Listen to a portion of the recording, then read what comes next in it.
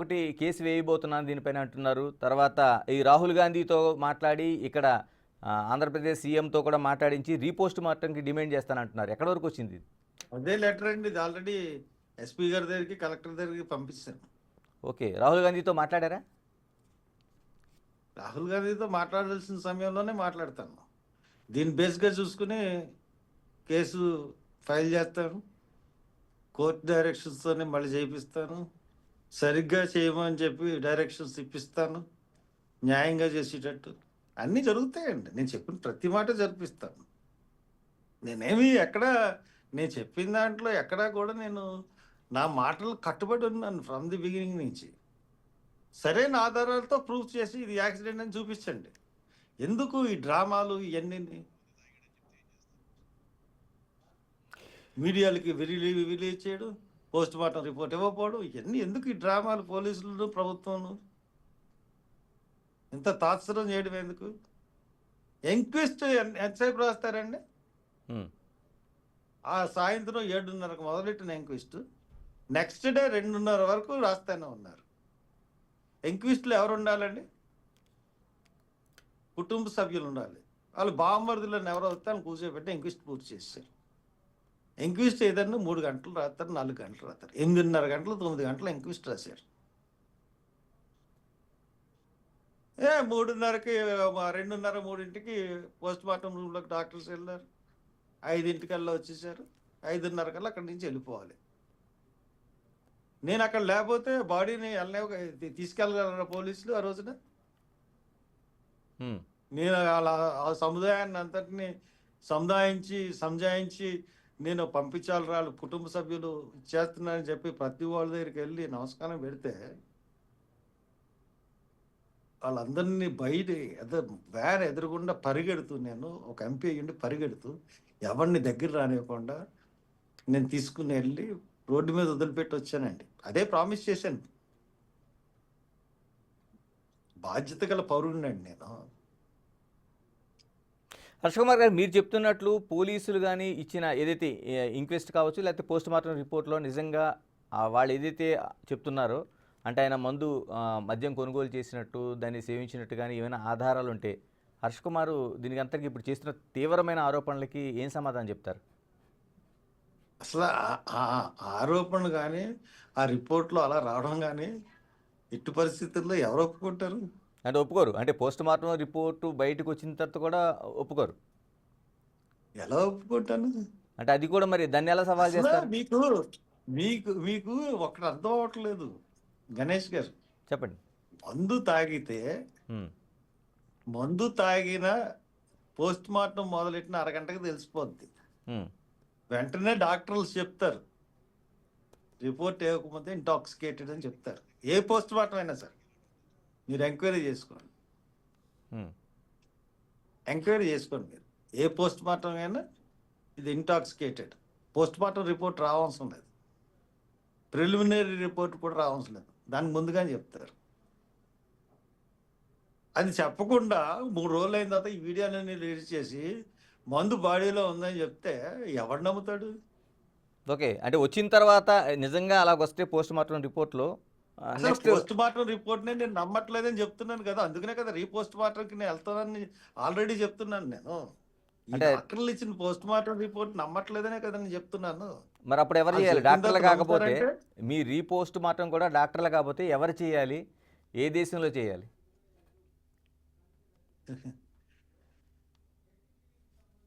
కూటమి ప్రభుత్వం లేని చోట చేయాలండి. బీజేపీ, తెలుగుదేశం, జనసేన లేని రాష్ట్రం అది తెలంగాణ రాష్ట్రం, మన పక్క రాష్ట్రం. అక్కడే కదా సమాజ్ చేశారు, అక్కడే పోస్ట్ మార్టం జరుగుతుంది. అప్పుడు వాళ్ళు చెప్పారనుకోండి ఇదంతాను, వీళ్ళు చెప్పినట్టే చెప్తే అప్పుడు ఖచ్చితంగా నమ్మడం కాదు, నమ్మి తీరాలి. ఇన్ని రోజులు ఎందుకండి పోస్ట్ మార్టంకి? వాళ్ళన్ని నిజాలు చెప్తుంటే 7 రోజులు ఎందుకు సార్? ఇది ఇది ప్రశ్నించలేందుకు, ఎస్పీని ప్రశ్నించలేందుకు, గవర్నమెంట్ ప్రశ్నించేందుకు, మీ మీడియా? హర్ష్ కుమార్ గారు, నాకు ఇందులోనే ఈ టోటల్గా ఈ కేసులో నాకుండే ఒక చిన్న డౌటు. అంటే మీరు ఎప్పుడు క్రిస్టియన్గా మారారు, ఇవంతా చరిత్ర అంతా నాకు తెలిసిందే, ఎందుకంటే మీరు ఎంత విశ్వాసంగా ఉంటారనేది. అయితే నేను ఈ దైవజనులు కావచ్చు, లేకపోతే మీరు పాస్టర్స్. చాలా తప్పుగా మాట్లాడుతున్నారు. అవునా? మీరు చాలా తప్పుగా మాట్లాడుతున్నారు గణేష్ గారు. ఓకే. నేనే టెక్నికల్గా. క్రిస్టియన్ కాదండి. ఉమ్, నేను హిందూ. ఉమ్, నేను హిందూని. ఉమ్, హిందూ పండుగలన్నీ ఆచరిస్తాను. సెక్యులర్ని. టెక్నికల్గా. ఏ మతం, ఉమ్, ఏ ఏ మతమైనా సరే. మౌ మౌజాను చంపేశారండి రాజమండ్రిలో. ఉమ్, ముస్లింలతో పాటు రోడ్డు అంతా రోజు ఎండలో ఎండలో రోజంతా కూర్చోలేదా నేను ముస్లింలతో? మీరున్నారు అప్పుడు రాజమండ్రిలోనే. అవును. మౌజాముని లాలాచెరు దగ్గర నుంచి మొత్తం ట్రాఫిక్ హైవే అంతా ఆఫ్ చేసేయలేదా? ఉమ్. ఎప్పుడైనా ఎవరికి ఆపదకు జరిగినా వెళ్తాను నేను. హిందూ ఏంటి, ముస్లిం ఏంటి, క్రిస్టియన్ ఏంటి. కాదు, నాకుండే డౌట్ నేను చెప్తున్నాను. అంటే దైవజనులు కావచ్చు, లేకపోతే పాస్టర్స్ కావచ్చు, లేకపోతే మీరు అంటున్న ఎవాలజిస్టులు కావచ్చు, వీళ్ళు మద్యం సేవిస్తారండి? తప్ప కాదు, అంటే డౌట్ అడుగుతున్నా. అంటే చాలా మద్యం మందికి ఈ ప్రశ్న ఉంది. మద్యం సేవించకూడదని ఎక్కడన్నా ఉందా? ఉమ్, మద్యం సేవించకూడదని ఎక్కడన్నా ఉందా? ఓకే. సేవిస్తే ఎవరి ఇండివిజువాలిటీ వాళ్ళది. సేవించే వాళ్ళు సేవిస్తారు, సేవించిన వాళ్ళు సేవించరు. నేను తాగుతాను. నేను రోజు తాగాను కదా. ఎప్పుడన్నా ఫంక్షన్స్లో తాగుతాను, ఫ్రెండ్స్ ఉన్నప్పుడు తాగుతాను. రెగ్యులర్గా తాగితే ఇంట్లోనే బయటికి గంటేస్తారు. ఎవరింట్లో అన్నా అదే ప్రాబ్లం. ఉమ్, నేను ఇంట్లోనే తాగుతాను. ఎప్పుడైనా అకేషనల్గా ఏదైనా బర్త్డే పార్టీస్ ఉన్నాయి, పిల్లల బర్త్డే పార్టీస్, సరదాగా ఫ్యామిలీ పార్టీస్ ఉంటాయి, క్రిస్మస్, ఎవరన్నా గెస్టులను పిలుచుకుంటాం, పార్టీలు జరుగుతాయి. అంతే. ఇంట్లో అంతే. డే టైం కానీ తాగండి. నైట్ టైం ఎప్పుడన్నా తప్పేముంది అదేమన్నా అది అదేమన్నా తప్పుడు వ్యవహారమా? మందు తాగడం అన్నది తప్పుడు కాదే. చట్టపరంగా ఏం తప్పు లేదు కదా. ఉమ్. అందుకని పాస్టర్లు తాగితే తప్పు ఏంటి, తాగకపోతే తప్పు ఏంటి? వాడు నీతిగా ఉన్నాడా, నియమంగా ఉన్నాడా అన్నది చూడాలి తప్పితే మందు తాగుతాడా లేదా అదేమన్నా పెద్ద క్రైటీరియా? ఓకే. తర్వాత హర్ష్ కుమార్ గారు, ఎందుకు వైసీపీ అంటే టోటల్గా క్రిస్టియన్ ఓట్ బ్యాంక్ అనేది గడిచిన ఎన్నికల్లో మాదే అని ఆ పార్టీ ప్రకటించుకుంది, ఎక్కువ మెజారిటీ కూడా అటువైపు కనిపిస్తూ ఉంటుంది. ఎందుకు వైసీపీ ఇందులో ఆ వాయిస్ అంత సీరియస్గా వినిపించలేకపోతుంది? నన్ను అడిగితే నేనేం చెప్తాను సార్? మీరు ఎక్స్ఎంపీ వైసీపీ వాళ్ళు అడగండి. రాజకీయాలని. మీరు వైసీపీ వాళ్ళు అడగలను క్వశ్చన్, నన్ను అడిగితే నేనేం చెప్తాను దానికి? మీరు సీనియర్ నేను ఏమన్నా పొలిటీషియన్ అండి. మీకు పార్టీకి ఏమైనా సంబంధం? నేను ఏమన్నా ఆ సీనియర్, నేను ఏమన్నా పార్టీకి సంబంధించిన ఉన్నా? అంటే మీ పార్టీలో ఆ కూడా పార్టీలో సభ్యత్వం ఉందా? మీరు ఇప్పుడు ఉన్న కాంగ్రెస్ పార్టీలో కూడా హర్ష కుమార్ వినిపించినంత వాయిస్ మిగతా వాళ్ళు వినిపించట్లేదు. అంటే షర్మిల గారు కొంత వినిపించారు. షర్మిల Yes, అవును. షర్మిల ఇచ్చిందండి. ఇచ్చింది. మరి మిగతా షర్మిల లీడర్స్ ఇచ్చింది, ఎందుకని తీసేసి. హర్ష కుమార్ స్థాయిలో ఎందుకు వినిపించటం లేదు వాయిస్? మీ పార్టీ వాళ్ళ కోసం అడుగుతున్నాను నేను. ఏమండి ఏమండి నేను అడుగుతున్నాను, అందరికీ హర్ష్ కుమార్ స్థాయి వచ్చేస్తుందా? హర్ష్ కుమార్ స్థాయి కాకపోతే ఒక కాంగ్రెస్ లీడర్లు ఎవడన్నా మీరు పిలిపించి ఇంటర్వ్యూ చేస్తారా? ఉమ్, నేను 2 సార్లు ఎంపీ కాబట్టే కదా, పేదల పక్షాలు పోరాడతాననే కదా, నేను ఫైర్ బ్రాండ్ అనే కదా, ఏ విషయంలో అన్నా ముందుకెళ్తాననే కదా మీరు నన్ను పిలిపించి మాట్లాడుతున్నారు. కాంగ్రెస్ లీడర్ని అసలు ప్రెస్ వాళ్ళు ఎవరన్నా డిబేట్స్ కన్నా పిలుస్తారు? ఉమ్, అలాగే ఏం చెప్తాం సార్? అది ఈ పార్టీ అయితే ఉంది. ఎవరన్నా ఒక్కళ్ళన్నా ఏ ఛానల్ ఉన్నా ఛానల్ వాళ్ళైనా కాంగ్రెస్ పార్టీ కమ్యూనిస్టులు పిలుస్తారు తప్పితే, కాంగ్రెస్ కన్నా ఓటు తక్కువ వచ్చిన కమ్యూనిస్టులు పిలుస్తారు తప్పితే కాంగ్రెస్ ఎందుకు పిలవరు మీరు? ఫాల్ట్ మీదండి, ప్రెస్దండి. ఒక పార్టీ గళం వినిపించడానికి ఆ పార్టీకి కూడా ఛాన్స్ ఇవ్వాలి. హర్ష కుమార్ని మీరు వినిపిస్తున్నారు కదా. పిలవనప్పుడు హర్ష కుమార్ వాయిస్ ఎప్పటికప్పుడు వినిపిస్తూనే ఉంది. వినిపిస్తుందంటే అది నా ఇండివిజువల్ అండి. ఉమ్, ఇండివిజువల్. ఓ పక్కన చింతామోహన్ గారు తిరుగుతూ ఉంటారు, ప్రెస్ మీట్లు పెడతా ఉంటారు, ఆయన ఒకటి వస్తూ ఉంటుంది. అలాగే మాకు కొంతమంది ఉన్నారు, మేము ఎక్స్ఎంపీలం కాబట్టి మాకు గుర్తింపు ఉంది కాబట్టి ప్రెస్లోను దాంట్లోనూ మాకు నడుస్తుంది.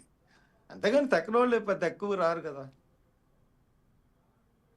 ఇంకోటి కీలకమైంది హర్ష కుమార్ గారు, ఆ టీ షర్ట్ పైన పాదం ముద్ర అనేది ఒక పెద్ద చర్చ జరుగుతుంది.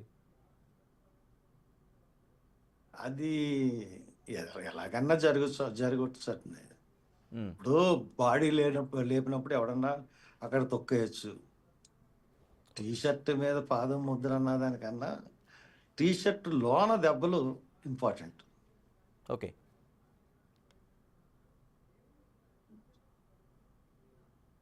హర్ష కుమార్ గారు, మీరు చెప్తున్నది ఏదైతే కోర్టుకి వెళ్తానన్నది కావచ్చు, లేకపోతే రీపోస్ట్ మార్టం కావచ్చు, ఇది హర్ష కుమార్లైనా లేకపోతే కాంగ్రెస్ పార్టీలైనా? హర్ష్